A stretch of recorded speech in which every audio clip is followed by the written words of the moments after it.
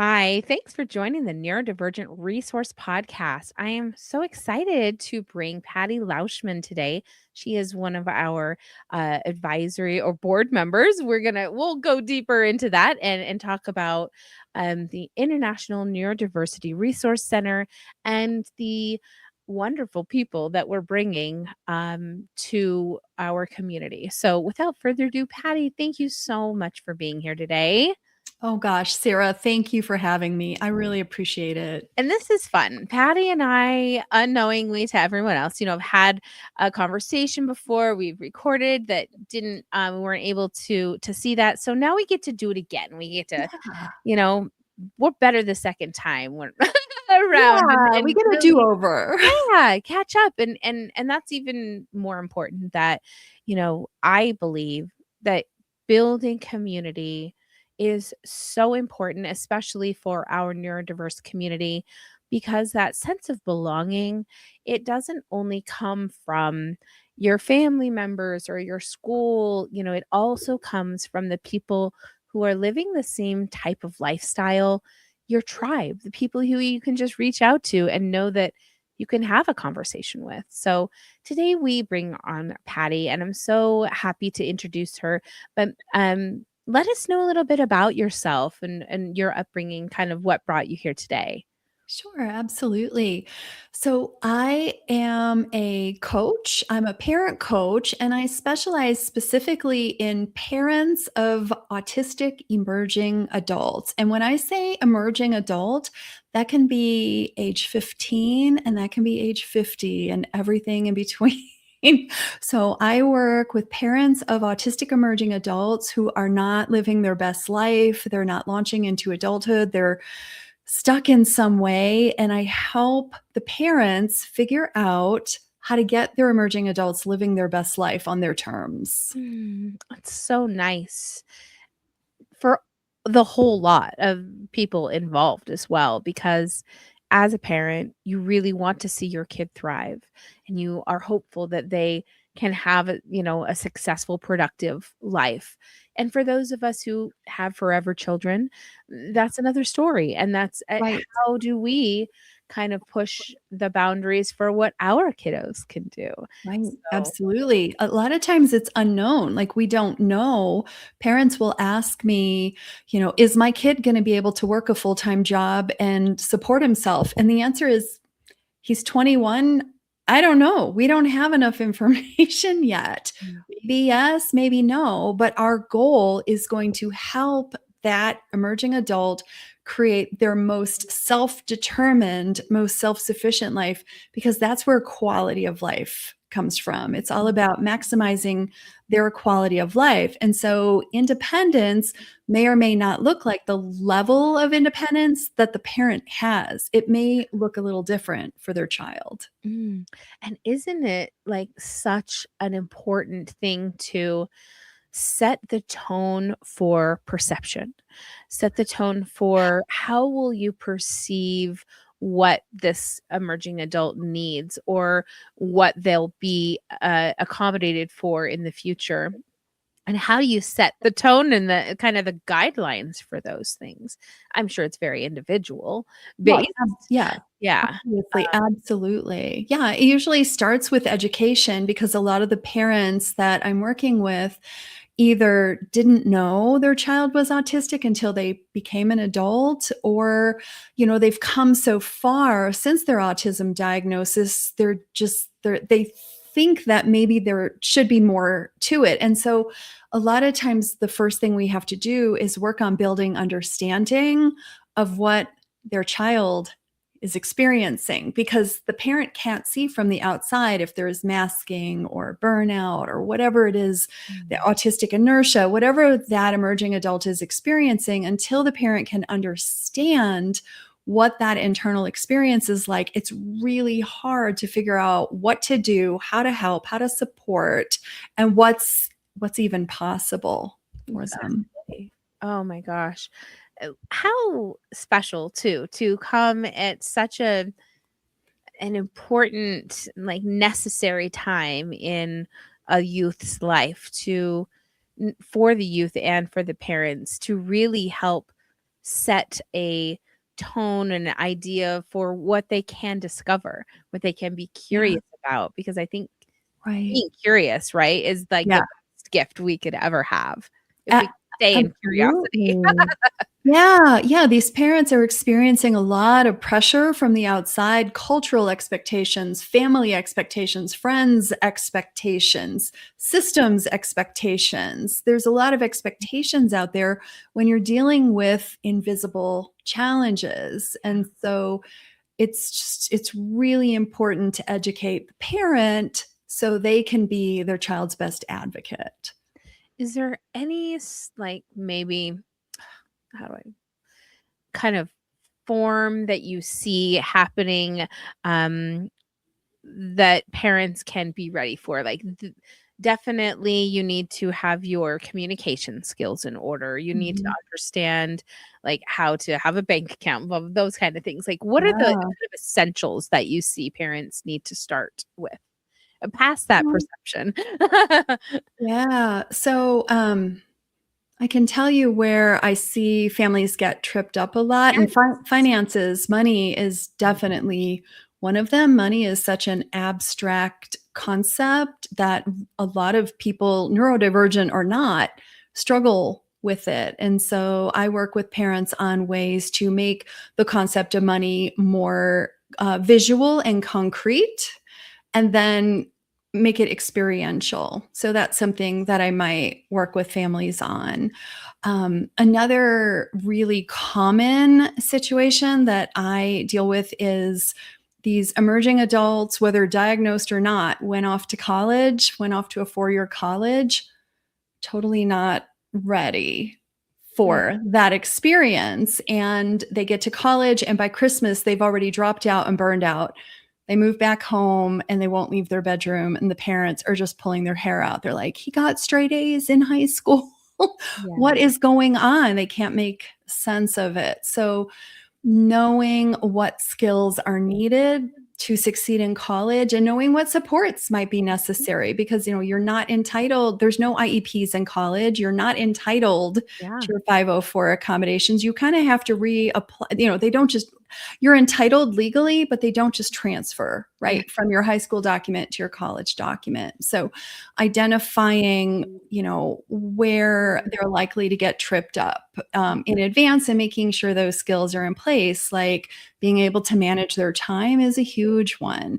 Being able to know how to break down a project mm. breaking down those tasks into smaller tasks so the project can be submitted on time.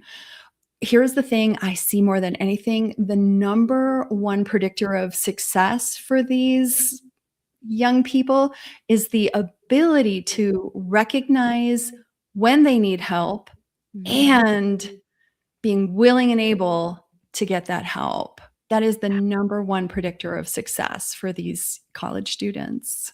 And I think that if you offer something on their level that they feel like they could really reach out to, like a real connected thing to them, that's so that's nice, and that's what they'll go towards, right? If it's something that they think might be too overwhelming or looks a little bit maybe too rigid, I would say, Mhm.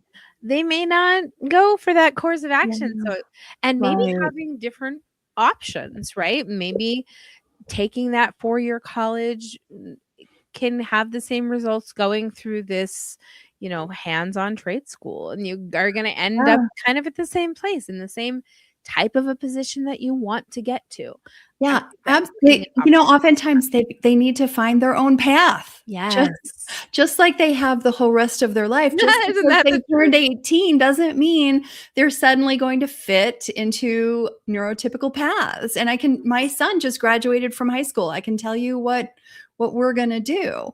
I would say he is not quite ready to succeed at a 4-year university, and he's far enough from that readiness that I think even if I hired a coach to help him, meet with him weekly and help him, stay on top of assignments and stuff, I don't think he's there yet. And so what we're going to do is just start at the community college level. I want him taking 3 classes at the community college level, not full time. I don't want him to go full time. I want him to have time to really learn those lessons that he needs to learn about how to study and how to interface with the accessibility office and all the things he needs to learn to be Yeah. successful.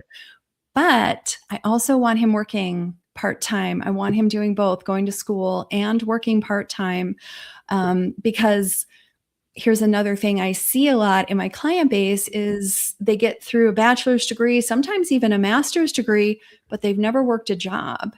And academic skills are very, very different than job skills. So now they've got a bachelor's or a master's degree and they're not able to make a Start go of out their first job because they don't have the skills to be successful. So I want my son's been working since he was 15, and he's actually working 2 jobs right now, very part-time. it's great. Yeah. So yeah, so working and going to school, but not overdoing it. And then giving his brain some time to mature because he's only 17, he'll be 18 over the summer. And giving his brain some time to mature, allowing him to learn these skills without being constantly in a state of overwhelm. And then when he's ready, at that point, if he's ready, like we don't know where he's going to end up, but assuming he becomes ready at some point, then he can transfer into a 4-year college Oh, and finish his degree. I love that. And I think it's the independence and that sense of autonomy that we give them in those spaces. And they Yes, want that, they need that, and you show them a little bit, absolutely. and they're like, Mhm.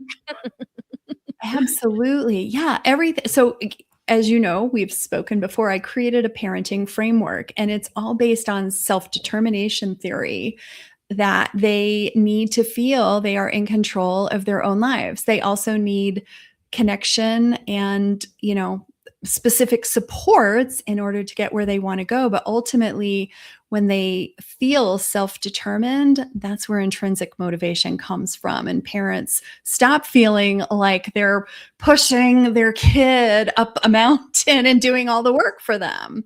Suddenly, they're moving on their own power.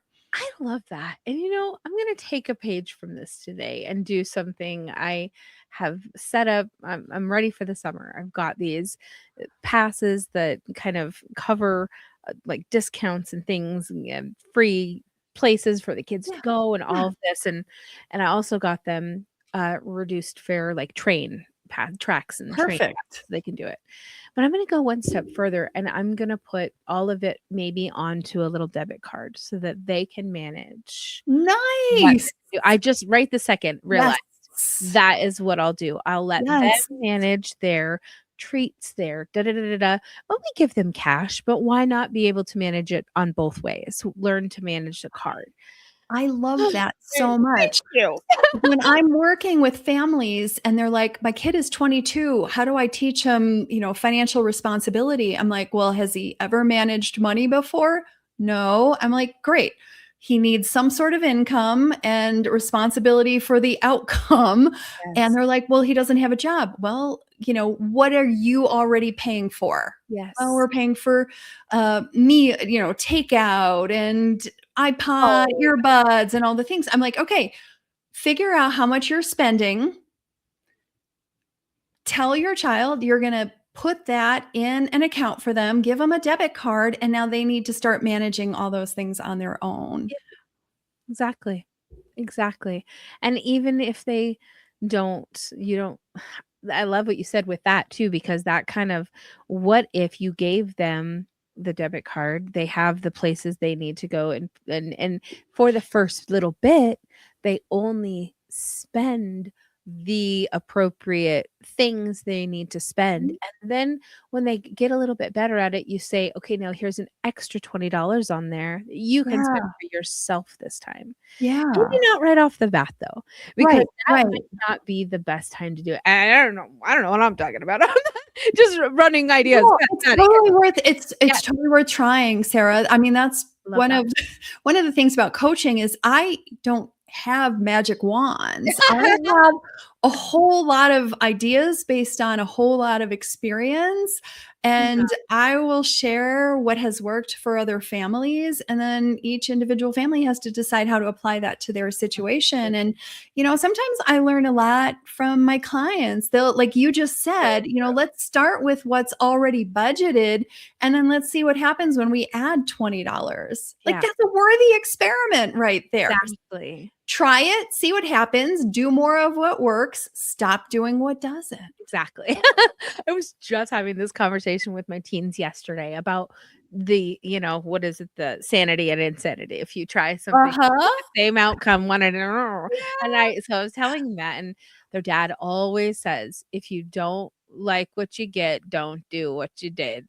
Don't get what you got, don't do what you did. Yeah, I love He was saying, that. if I you don't love want that. more of that, then stop doing more of that. But um it's really true, and I think that you can give them opportunities and make it you don't have to make it stressful or uh, High stakes. I think that's what may have happened to, me. I can't say for anyone else. For me, for example, I think that, um I was told what the money, I was never given this opportunity to learn Mhm. how to manage it, to understand how to spend Right. it, to understand how to save it. And now here you are, You can only learn by doing, right? And right? I'm bumping myself in and out of things. So, Right. but yeah, you can only experience. So I think the earlier, the better, and the more experiences, fantastic, fantastic, and they're still safe in this environment now. Obviously, if you do have a 20, 30-year-old and you haven't started this yet, then you're gonna have to kind of go from where you're at. Right. No better time than the present. Yeah, Start where you are yeah, and go exactly. from there. I just had an interview this morning with a gal who does, she like a Shark Tank kind of for young adults for 8 to 13. And one of the things she said was in their kind of little marketplace, they have play money and they give the kids the play money to really understand how to spend, how to budget, Oh, yeah. how are you going to sell this business? How are you going to market this? What's that going to cost you? And I think that's such Yeah. a great idea That's to so kind of powerful. yeah, to that's a really great way to start those kinds of discussions or, Yeah. uh, practices. Right. What a great experience and so safe because they're not dealing with real money, right? I Exactly. love that. I love that idea. Cute. Yeah, definitely. And a good, community building experience for the kids to be around other kids their age doing that Yeah. same thing and saying Right. like, "Okay, Yeah. this is where I should be," doing these things, so Yeah. oh, Yeah. there's no and we're talking, of course, about emerging adults, and so, we're not saying, "Hey, let's talk about your 3-year-old right now and and the plastic money," but there is a point in time, especially for those who really want to go and get a job. What are some things that we need to prepare them for, like resumes? Like, how do you have that conversation? How do you have the conversation? Well, Mm, any conversation in my parenting framework starts with their goals for their mm, life. love it. Right? So I would not start the conversation with, "Hey, you're gonna need a resume someday." Right? Right? That is gonna go in one ear and out the other, Thank right? So Yes. fast. So you need to start with where they are. So for my son has had a resume for a couple years, and we periodically update it. And it started with, if he always wanted to spend money on things that I did not want to spend money on. So that's kind of where the problem began. And so I said to him, I said, if you want to spend money on these things, you're going to have to start making your own money. So that developed a desire to find some sort of work. So he already knew that working meant he would have his own money to spend. And I told him, I said, it's going to be your money. I am not going to control your money. You're going to have total control over your money. I mean, I knew he wasn't going to go out and get a 6-figure job. So there wasn't any worry about him doing really irresponsible things with it. And so he decided he wanted a job. And then I did help him find his first opportunity. It was with somebody that I knew who was hiring an activities assistant at an assisted Great. living center. And I said to him, I don't even know if the resume was required or not, because like it was someone I knew, but I took that opportunity and said, okay, you're going to go in and interview for this job. It is customary to have a resume. So Yeah. let's sit down. I'll create the first draft of it, and then we can sit down together and we can figure out, how you want to change it. So Yeah. I did that. I set up a basic resume. We sat down, we did that together. But the important thing is it was in the context of his goals for his life. He wanted to make money so he could spend it on things that I thought were silly. And this was part of me helping him achieve his goals. It's a completely different dynamic than if I'm telling him, you need a resume, let's sit down and do one. Yeah. My kid has the PDA profile. He's going to be like, nope. That Or, wasn't an option given? I didn't hear it. or he's going to come up with some crafty reason that he can't do it right now. And then I'm going to forget. He does this all the time. He's a master at getting me to walk away. Like I Yeah. hear what I want to hear, and then I walk away. And then like the next day, I'm like, wait a minute, we haven't made any progress. I'm like, he was just telling me, and sometimes I'll even call him on it. Like sometimes I'll catch it and I'll be like, are you just telling me what you think I want to hear? And he'll be like, yeah. Hey, I'm honest about it, right? Yes, he's always honest that way. He's always honest that way. But anyway, I This forgot where we were going with this. Sarah, is so funny. we got off track. Well, and I think that it's, when you offer that autonomy, the not telling people what they have to do, like do a resume or Oh, do right. Yeah. Yeah. So it it's always starts with so their true. goals Yeah. and putting whatever you want for your child in the context of their goals for their life.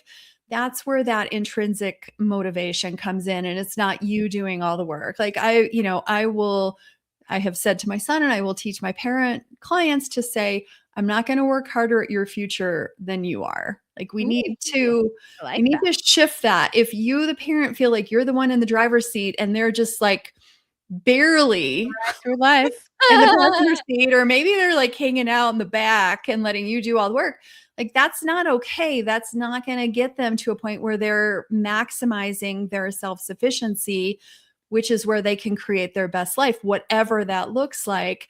You need to shift that dynamic and get them in the driver's seat and you in the passenger seat. Navigating with the map is fine. Oh, you want to go here? Okay. Well, in 2 miles, you can take this exit. Or if you go another half mile, there's another exit that'll get you to the same place. That's the Mhm. dynamic you want with these emerging adults. Yeah, and that's, so important to have options, and I think that when you focus on goals and really, like, interests and you go into their strength-based approaches, Yes. oh boy, you can really take off in those things, in Yeah, those for, directions. for sure. And some of us, like myself, have kiddos at home that maybe they won't go into the workplace someday, but guess Right. Absolutely. you're gonna love Absolutely. this. My kiddo's been doing his own YouTube channel for years now. He creates, like, number blocks bands and things. Well, he was monetized in March. No way. Oh Is my gosh. being monetized. Thank Congratulations.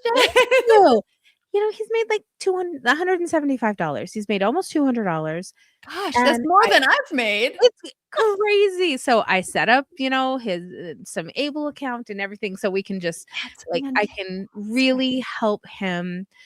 And it I don't even know if he understands the depth of the, like, this is your first job. But when we told him, Yeah. we saw it light up. We saw, Right. "What? Like, a Yeah. job?"